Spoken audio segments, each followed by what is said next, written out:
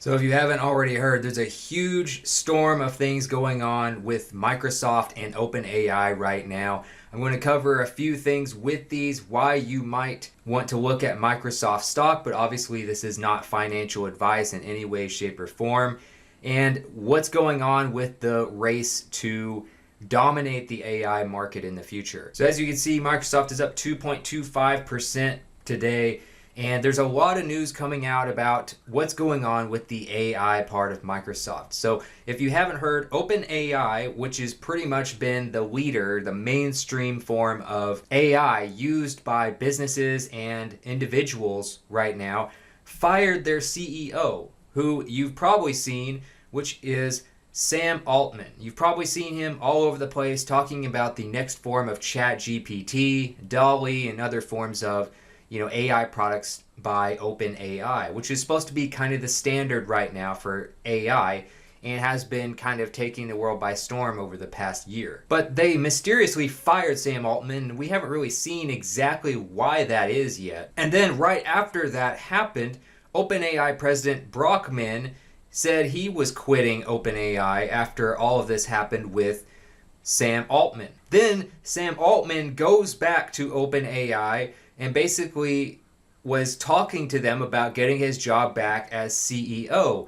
He literally showed up and they gave him a guest badge after everything that happened, which just seems kind of like a slap in the face after everything, after already firing him and after all the things he's done to get them this far. And then he apparently was rejected by OpenAI's board for coming back as CEO. Even after this happened, Sam gave them a chance to kind of right the wrongs and let him come back, and which obviously tells you he really likes to work there.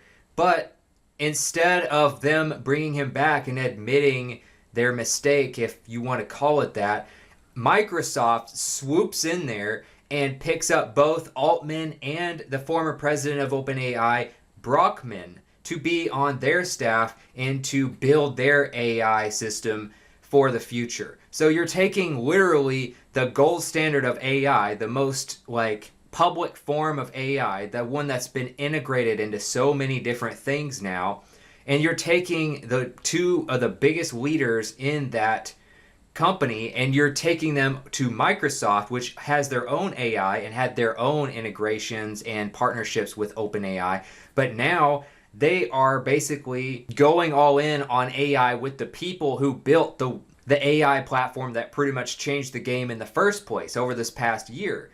So now it's kind of like, well, what's going to happen with OpenAI? All these individuals, all these businesses are using OpenAI's ChatGPT, DALL-E, and all these different things. What's going to happen with Microsoft? Is Microsoft going to take some of that over there? Are they going to make their own version of a lot of these things? They were already going to integrate AI into, like Microsoft Office, for instance. They're going to have something called Copilot, which obviously is one of the most popular software suites for businesses and professionals in general, that being Microsoft Office. They're already integrating that. They're already trying to integrate it into Bing Search, which is Microsoft's main search engine.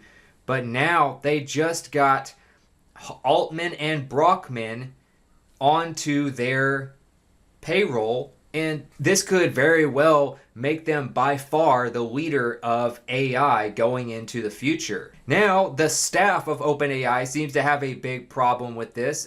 According to BBC.com, OpenAI staff demands the board resign over the Sam Altman sacking. After everything that happened, having even a second chance to bring him back, now the employees seem to be very angry at the board for how they treated Sam Altman. And again, it wasn't just him. The president of OpenAI literally left because of this as well. So it's kind of unclear what the problem is the board had with Altman. I've heard some things about communication issues and things like that, but this just looks like a complete catastrophe for OpenAI.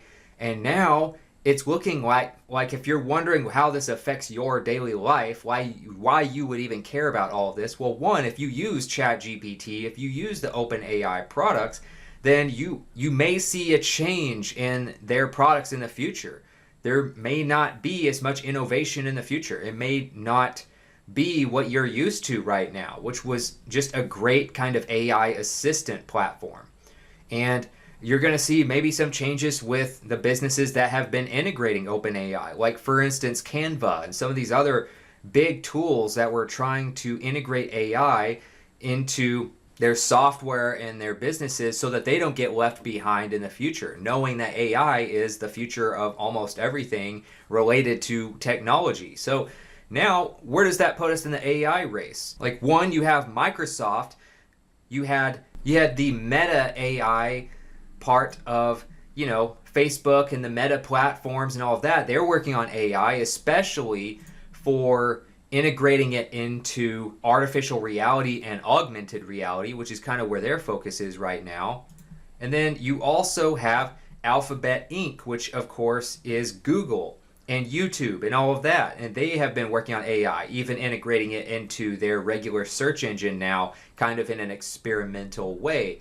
But a lot of people saw OpenAI being way ahead of the competition between Microsoft, Alphabet Inc., and Meta.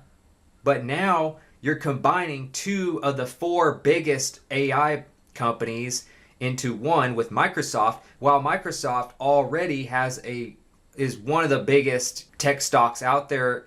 And it just makes the future look really bright for Microsoft because of this big investment and this almost a merger, but not really, into what is believed by probably everyone, the future of productivity for the whole world. So another thing about Microsoft, they've also been taking over and really ramping up other major industries. Like, for instance, look at what they've been doing with gaming and all the game studios they've been buying. Some of the biggest, most popular video game studios have been bought by Microsoft over the last few years. Notably, sites like Bethesda Game Studios and also Activision Blizzard, two of the big ones they recently acquired in the past year or two. So you're looking at, not only had they been building their own AI and kind of integrating OpenAI with some of their products, they were also kind of taking over some of the top gaming studios, and then they took the AI part and just basically made a huge power move by getting Altman and the former president of OpenAI, who is probably their biggest competitor and probably in the lead in terms of AI right now. And it looks like, if you're thinking about just investments for the future, again, not financial advice, but I'm looking at Microsoft even more than ever now, because look at what they could do. They could have a stranglehold on the AI market in the future. We all know that's the future. We all know we're still in the early days of AI being a part of everyday life, just over the past year. But now, if you're combining OpenAI with Microsoft, where does that take you into the future? How is Google going to keep up with that? How is Meta going to keep up with that? Are they going to go their own different directions, like Meta specializing in augmented and virtual reality? Or are they going to have a really hard time competing just with Microsoft in general in the AI market, while Microsoft has already been making big moves in other, billion and trillion dollar industries like gaming? Now, normally I look for certain metrics before I would want to invest in a stock, and it doesn't necessarily meet some of those metrics. Like, you look at the PE ratio, for instance, it's a little high right now for Microsoft, but sometimes you make an exception. Like, for instance, when NVIDIA made that huge contract for chips, it went through the roof, and NVIDIA has been up, 300-400% since they got that contract for chips and they made these breakthroughs.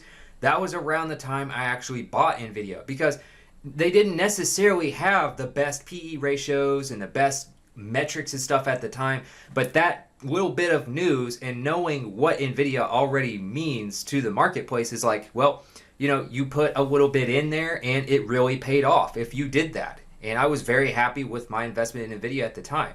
It feels something like that to me with Microsoft right now. This little bit of news could have extremely large effects over time in the AI industry and make them by far the leader in AI in the future.